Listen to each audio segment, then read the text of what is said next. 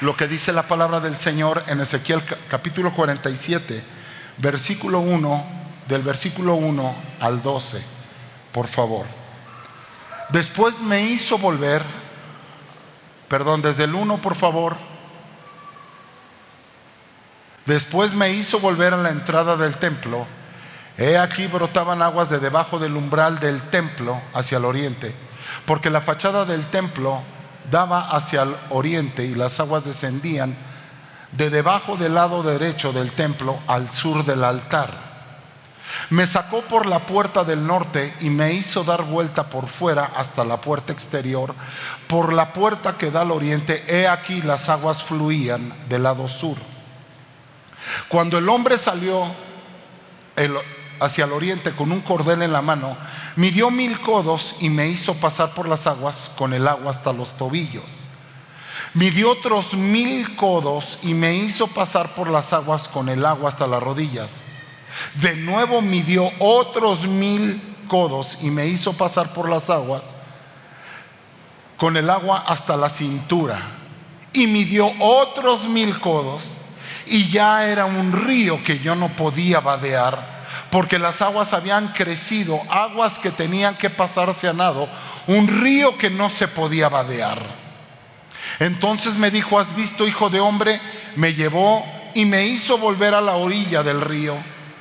Y cuando volví, he aquí en la orilla del río habían muchísimos árboles a un lado y al otro lado. Y me dijo: estas aguas salen hacia la región oriental y descienden al Áraba. Luego siguen hacia el mar y desembocan en el mar hasta las aguas del mar que quedan purificadas. Y sucederá que por donde quiera que pase el río, todo ser viviente que en él se mueve vivirá. Y habrá muchísimos peces, porque estas aguas van allá y las otras son purificadas. Así vivirá todo por donde pase el río. Y junto a él se pararán los pescadores. Y desde En-Gadí hasta En-Eglaim habrá un lugar para tender las redes. Sus peces serán según sus especies, como los peces del mar grande, numerosísimos. Pero sus pantanos, marismas, no serán purificadas, serán dejados para salinas. Junto al río, en su orilla, a un lado y a otro lado, crecerán toda clase de árboles que dan su fruto para comer. Sus hojas no se marchitarán, ni faltará su fruto. Cada mes darán fruto, porque sus aguas fluyen del santuario. Su fruto será para comer y sus hojas para sanar. Levante sus manos, cierre sus ojos y oremos al Señor. Padre, en esta hora, en el nombre de Jesús, te pedimos que tu palabra descienda con poder en esta hora. Señor, que tu palabra profética se suelte, Señor, en este lugar poderosamente, para que tu pueblo, Señor, sea usado con poder.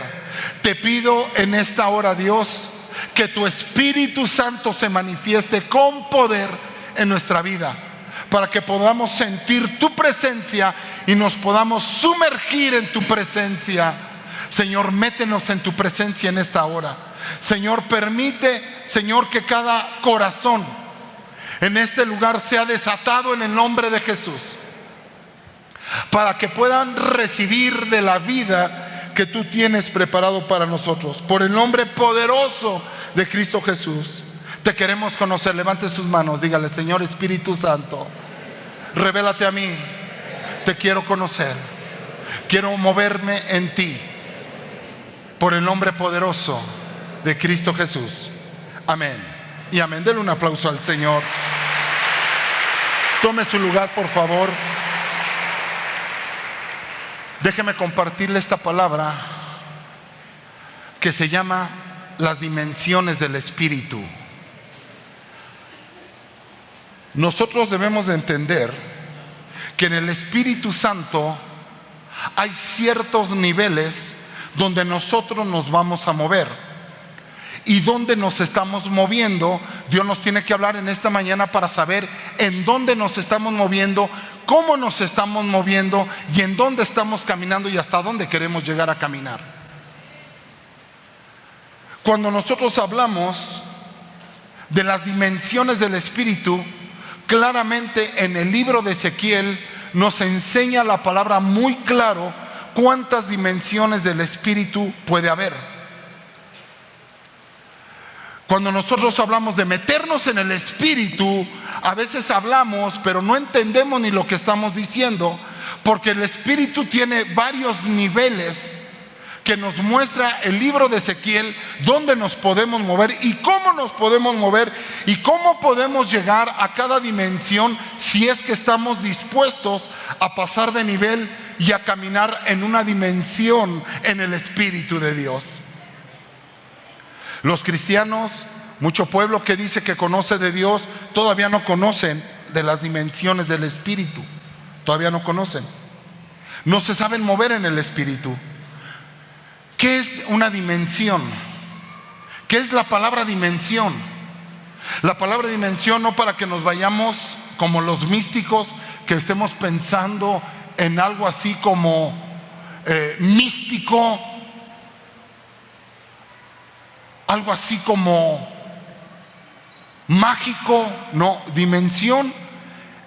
La palabra dimensión, según nuestra lengua, en el español, la palabra dimensión es una medida, es una capacidad, es una magnitud. Cuando nosotros estamos hablando de dimensión o dimensiones, es entrar en otra dimensión, no es como estar explorando así como lo desconocido. Incluso hasta la lengua, el diccionario de la Real Lengua Española dice que la palabra dimensión tiene que ver con longitud, anchura, volumen, es una medida. Pero también dicen algunas traducciones o algunos diccionarios, mejor dicho, traducen la palabra dimensión como incluso un estado de tiempo de la cuarta dimensión. Como algo, la palabra dimensión sería como un espacio o la capacidad diferente de lo que estamos acostumbrados a entender y dónde nos movemos. Usted y yo nos movemos en una dimensión, en un espacio, en un tiempo humano.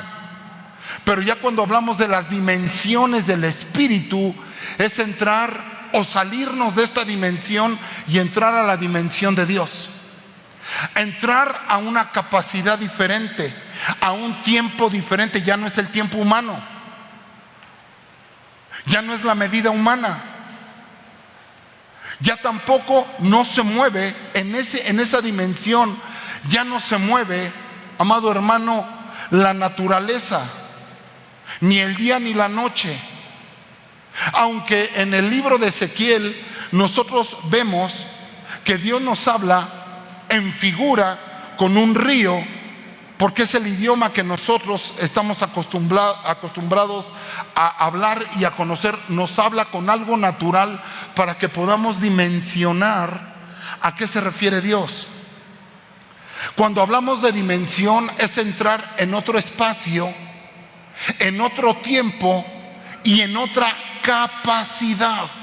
En otras palabras, lo que Dios hizo con Ezequiel, amado hermano, es llevárselo, sacarlo del tiempo humano.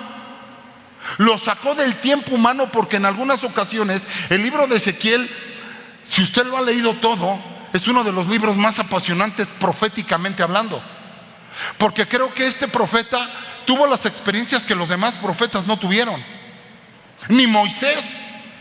Cada profeta tuvo lo suyo, pero este profeta Ezequiel tuvo tantas experiencias, porque dice que cada que él hablaba con Dios, amado hermano, Dios lo tomaba. En una ocasión dice, me tomó del mechón del cabello y me llevó allá. En otras ocasiones dice, el Señor me llevó en visiones. O sea que Ezequiel, y no estoy hablando, amado hermano, de la nueva era, no estoy hablando de la metafísica, ni de viajes astrales, ni de brujería, ni de hechicería, ni de lo esotérico, porque muchos cristianos a veces son tan místicos, que no se puede hablar con ellos, porque llegan a caer hasta en lo esotérico, hasta en la brujería y en hechicería, hasta dentro de iglesias, sin darse cuenta.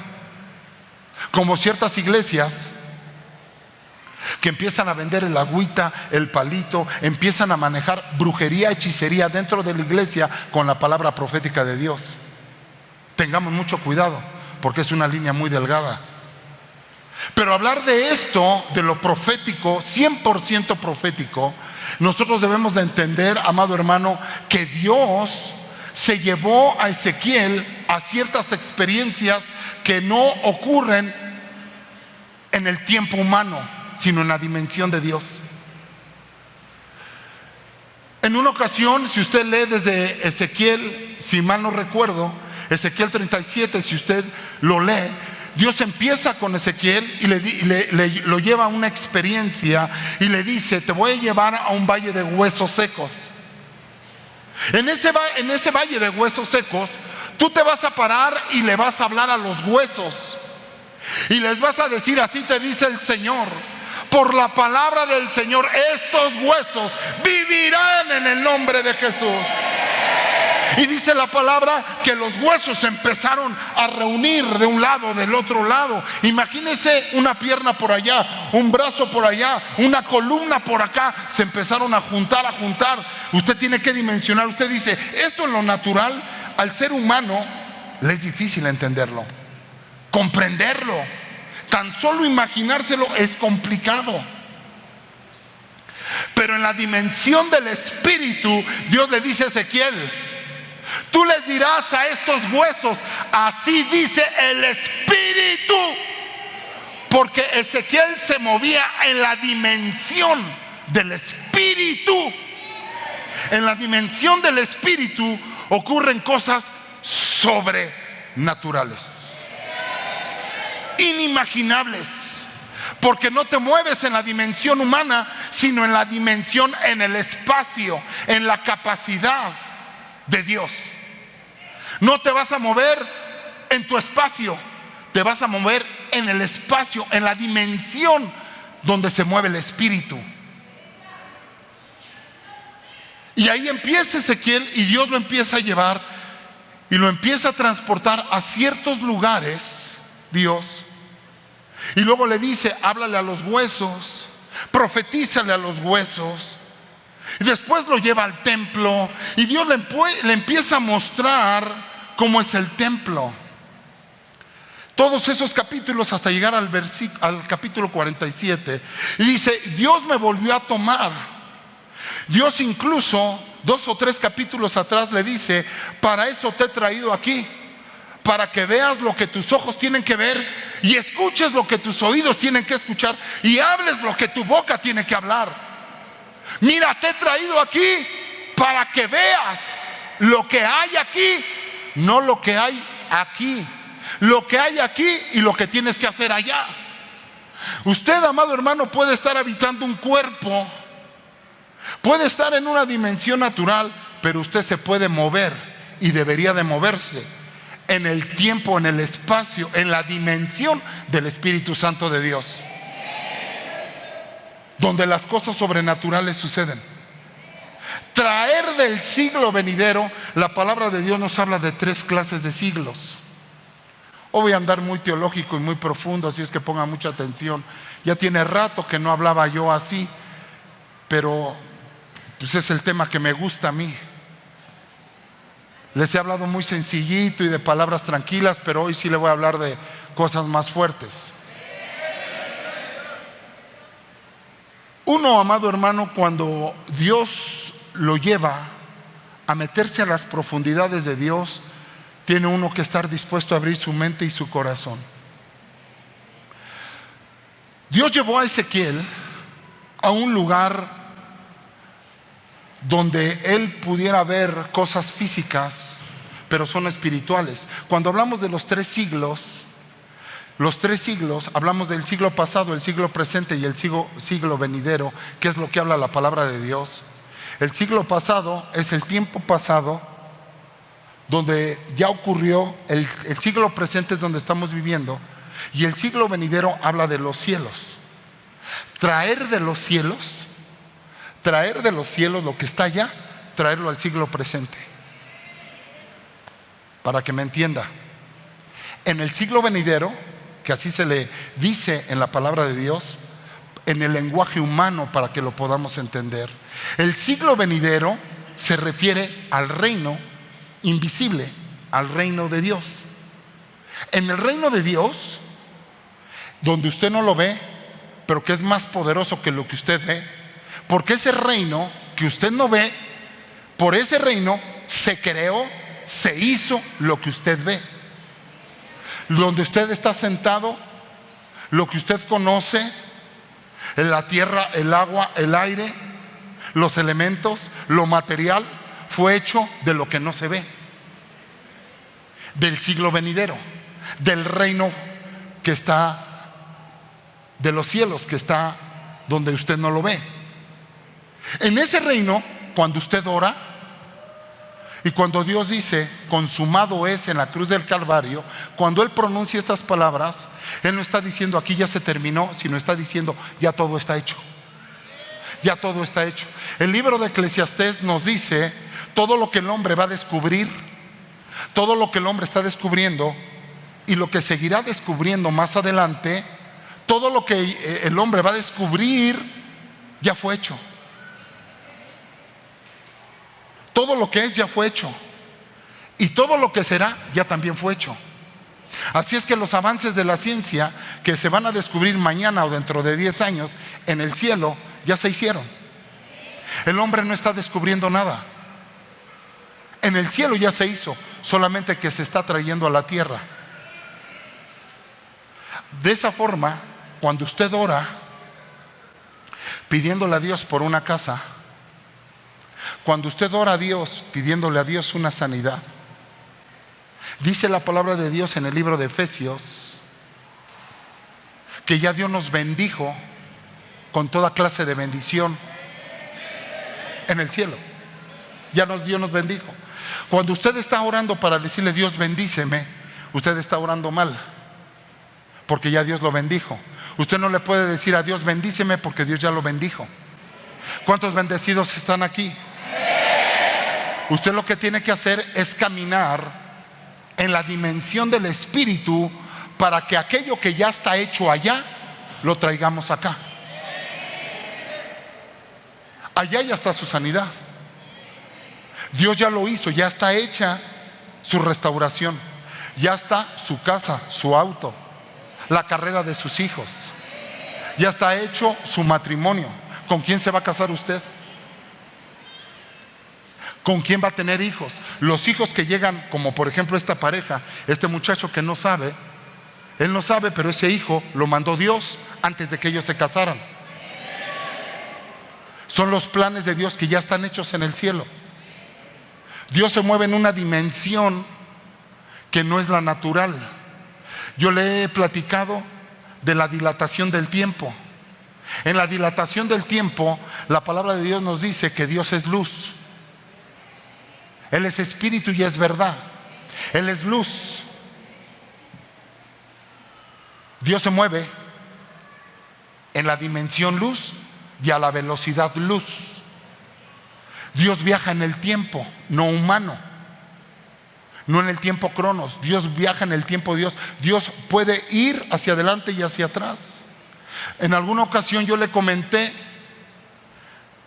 que hoy en día los científicos han descubierto qué es la dilatación del tiempo y que se mandaran una nave que todavía no se hace, todavía no se inventa.